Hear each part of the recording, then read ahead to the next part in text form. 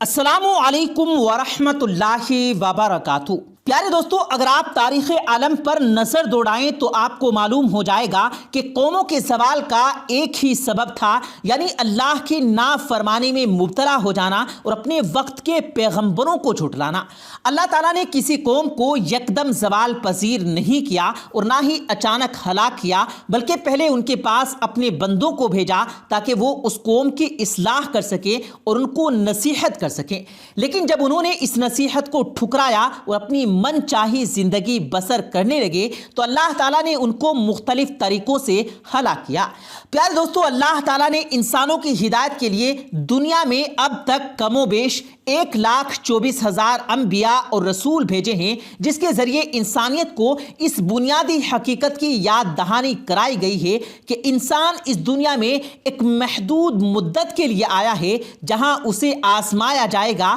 اور اس دنیا کے بعد ایک اور دنیا ہے جس میں انہیں ہمیشہ قیام کرنا ہے۔ روز قیامت اس دنیا کی سزا اور جزا کے فیصلے کا دن ہے۔ قیامت کے دن ہر ذی روح کو اللہ کے حضور پیش ہونا پڑے گا، اور دنیا میں ان کے جو اعمال تھے، چاہے وہ اچھے ہوں یا برے، اس کے مطابق اس کے مستقبل کا فیصلہ ہوگا۔ قرآن پاک میں سورہ ملک میں اس بات کو اس طرح بیان کیا گیا ہے کہ جس نے موت اور زندگی کو اس لیے پیدا کیا تاکہ تمہیں آزمائے کہ تم میں اچھے کام کون کرتا ہے، اور وہ غالب اور بخشنے والا ہے۔ پیارے دوستو، حضرت آدم علیہ السلام سے لے کر نبی کریم صلی اللہ علیہ وآلہ وسلم تک تمام انبیاء نے اپنی قوم کو بھلائی کا راستہ دکھایا اور برے اعمال سے دور رہنے کی تلقین کی۔ جن لوگوں نے اپنے نبی کے حکم کی اطاعت کی وہ لوگ کامیاب ہوئے اور اللہ کی رحمتوں سے فیضیاب ہوئے، اور جن لوگوں نے اپنے نبی کی باتوں کو جھٹلایا اور گمراہی میں مبتلا ہوئے تو اللہ تبارک و تعالیٰ نے ان کو دنیا والوں کے لیے نشان عبرت بنا دیا۔ پیارے دوستو، قوم نوح اللہ کے سوا یہوشوا اور یہ یسر نامی بتوں کو پوجتے تھے، تو اللہ تبارک و تعالیٰ نے ان کی ہدایت کے لیے حضرت نوح علیہ السلام کو ان کی طرف بھیجا، اور حضرت نوح علیہ السلام مسلسل انہیں دین کی طرف تبلیغ دیتے رہے، اور وہ باز نہ آئے اور عبادت میں شرک کرنے لگے۔ ایک دن وہ حضرت نوح علیہ السلام سے کہنے لگے کہ اے نوح، اگر تم سچے ہو، جس عذاب سے تم ڈراتے ہو تو وہ ہم پر نازل کر دو، جس کا ذکر پیارے دوستو رب تعالیٰ نے قرآن مجید میں یوں فرمایا۔ قوم کے لوگوں نے کہا، اے نوح، تو نے ہم سے بحث کر لی اور خوب بحث کر لی، اب تو جس چیز سے ہمیں دھمکا رہا ہے وہی ہمارے پاس لے آ، اگر تو سچوں میں سے ہے۔ سورہ ہود۔ تو دوستو، اللہ تعالیٰ نے ان پر بارش اور طوفان کے ذریعے انہیں ہمیشہ کے لیے نشان عبرت بنا دیا، تو اللہ تعالیٰ نے ان پر زوروں کی بارش برسائی کہ سمندروں میں طغیانی آ گئی اور اس میں وہ غرق ہو گئے۔ اسی طرح قوم عاد کو اپنی طاقت، اپنی صحت اور اپنے جسم پر بڑا غرور تھا۔ وہ سمجھتے تھے کہ ہم جیسی طاقتور قوم کو کوئی بھی شکست نہیں دے سکتا۔ بڑے بڑے جسم والے انسان تھے جو پہاڑوں کو تراش کر مکان بنا دیتے تھے، جنہیں اپنی صحت اور طاقت پر غرور تھا، جو درختوں کو جڑ سے اکھاڑ پھینکتے تھے۔ وہ اس غلط فہمی کا شکار تھے جس کی وجہ سے وہ بتوں کو پوجتے تھے،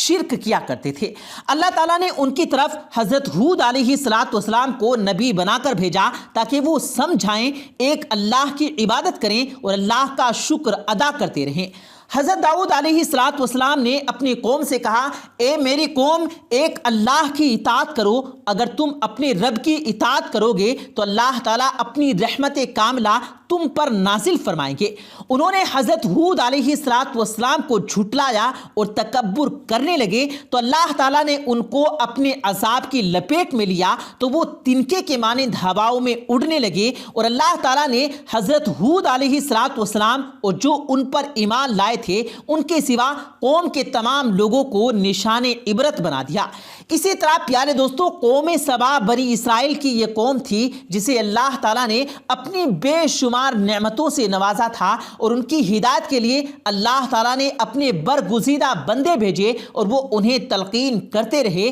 پر وہ اللہ کی ان بے شمار نعمتوں کا شکر ادا کرنے کے بجائے ناشکری کرنے لگے، تو اللہ نے ان پر اپنا عذاب نازل کیا۔ وہ باغات جس میں مختلف انواع و اقسام کی نعمتیں تھیں وہ جھاڑیوں میں تبدیل ہو گئی، جس کا ذکر رب ذوالجلال نے قرآن مجید میں یوں فرمایا، لیکن انہوں نے روح گردانی کی تو ہم نے ان پر زوروں کے سیلاب کا پانی بھیج دیا اور ہم نے ان کے ہرے بھرے باغوں کے بدلے 2 ایسے باغ بنا دیے جو بد مزہ میووں والے اور بکثرت جھاڑیوں اور کچھ بیریوں کے درخت والے تھے۔ سورہ سبا۔ پیارے دوستو، یہ سزا ان کو اللہ کی نعمتوں کی ناشکری کی وجہ سے ملی، جس کا ذکر رب ذوالجلال نے قرآن میں یوں فرمایا، ہم نے ان کی ناشکری کا بدلہ انہیں دیا، ہم ایسی سخت سزا بڑے بڑے ناشکروں کو وہی دیتے ہیں۔ سورہ سبا۔ اسی طرح پیارے دوستو، اہل مدین کاروباری معاملات کے ناپ تول میں کمی کیا کرتے تھے، اچھا مال دکھا کر دوسرا مال دیتے تھے، اور کاروباری معاملات میں چوری کیا کرتے تھے اور زمین میں فساد پھیلاتے تھے اور عبادات میں شرک کیا کرتے تھے۔ تو ان کی ہدایت کے لیے اللہ تعالیٰ نے حضرت شعیب علیہ السلام کو بھیجا۔ حضرت شعیب علیہ السلام نے انہیں ایک اللہ کی بندگی کی دعوت دی اور انہیں ناپ تول میں کمی کرنے سے منع فرمایا اور معاملات میں مابین انصاف کرنے کا حکم دیا، جس کا ذکر اللہ تعالیٰ نے قرآن مجید میں یوں فرمایا، اے میری قوم، ناپ تول انصاف کے ساتھ پوری کرو، لوگوں کو ان کی چیزیں کم نہ دو اور زمین میں فساد اور خرابی نہ مچاؤ۔ سورہ ہود۔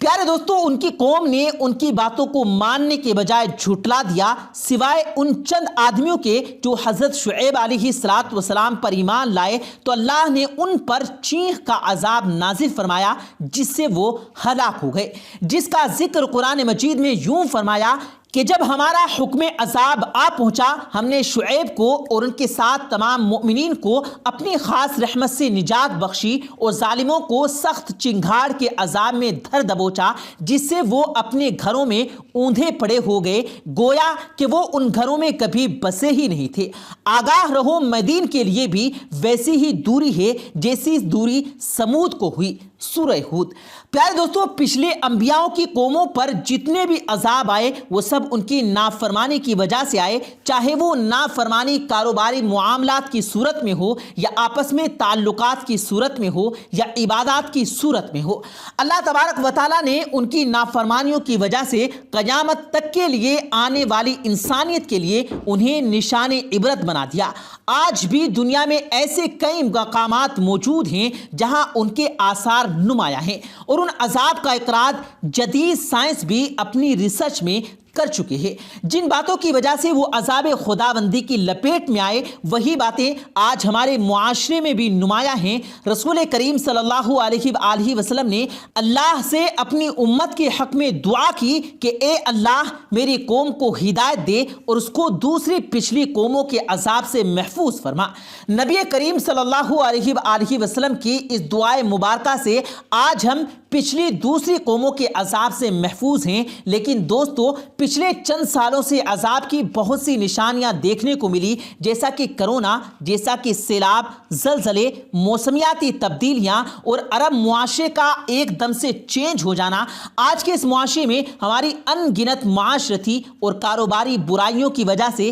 مہنگائی کا بڑھنا، قتل و غارت کا پھیلنا، جھوٹ، غیبت، چوری، مکاری، بے حیائی اور خود غرضی کا پھیلنا، یہ سب قرآن اور اس کے احکام سے دوری کی وجہ سے ہے۔ پیارے دوستو، آج ہم نے قرآن مجید کے احکام پر عمل کرنا چھوڑ دیا اور جناب سرور کونین صلی اللہ علیہ وآلہ وسلم کے فرمان مبارک کے دامن سے ہم دور ہو گئے ہیں۔ ایک وقت تھا جب مسلم قوم معاشرتی اور کاروباری معاملات میں قرآن و سنت کی روشنی میں عمل پیرا تھی اور خوشحال زندگی گزار رہی تھی، اور غیر مسلم قوم ان کی اس خوشحال زندگی پر رشک کیا کرتے تھے اور مسلمانوں کی تہذیب و تمدن پر فخر کیا کرتے تھے۔ اگر آج ہم قرآن و سنت کے مطابق اپنی زندگی گزاریں اور نبی اور آل نبی صلی اللہ علیہ وآلہ وسلم کی زندگی کو اپنے لیے مشعل راہ بنائیں تو انشاءاللہ تعالیٰ یہ مسلم قوم پھر سے خوشحال زندگی کے موڑ پر ہوگی اور عذاب الہی سے بھی محفوظ رہے گی۔